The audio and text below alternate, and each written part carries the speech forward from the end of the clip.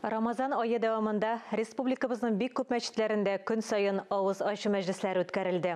Шәһәбетдин Мәрҗани исемендәге беренче таш мәчеттә дә көн сайын ифтарлар уза.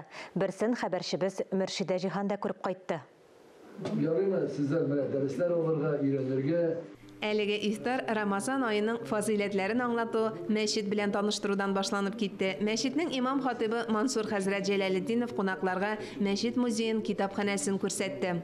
Ифтар залында дәвам иткән очрашу барышында вәгазь, мөнәҗәтләр дә яңгырады.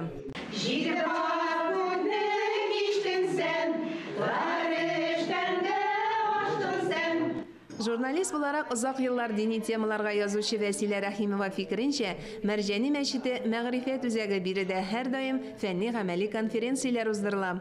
Бирегә мине Мансур хәзрәт тә чакыра, аның куластында эшләүчеләр дә чакыра. Бу безнең өчен бик изге урын. Шушыннан без хаҗга чык кузгалдык, шушында без дин сабаклары алдык.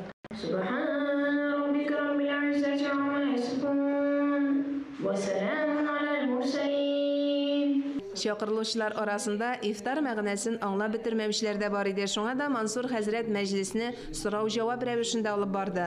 Кунакларга да сүз бирелде. Безнең Татарстаныбызда без толерант республикада яшибез. Безгә һәр милләт үзенең телендә җырлый ала, сөйли ала, сөйләшә ала, үзенең динендә укый ала һәм бөтен нәрсәне эшләргә мөмкинлекләр дә бар. Әлбәттә, бу безнең рәисебез шушындый хөрмәтле кеше. Ул безнең белән, халык белән бергә бер юнәлештә бара һәм безнең тырышканлыгыбыз бар, безнең шушындый рәисебез бар. Киләчәктә Мәрҗани мәчетендә гаилә ифтары үткәрү тәкъдиме кертелде.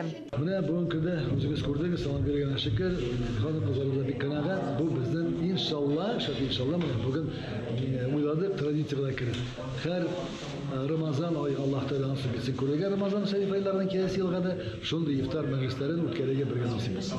Рамазан айында Аллаһ Тәгалә безгә зур мөмкинлекләр бирә. Ифтарлар аша динебезнең әхлагын җиткерергә дә күркәм мөмкинлек тудырыла. Мөршидә Җиһан, Татарстан яңалыклары.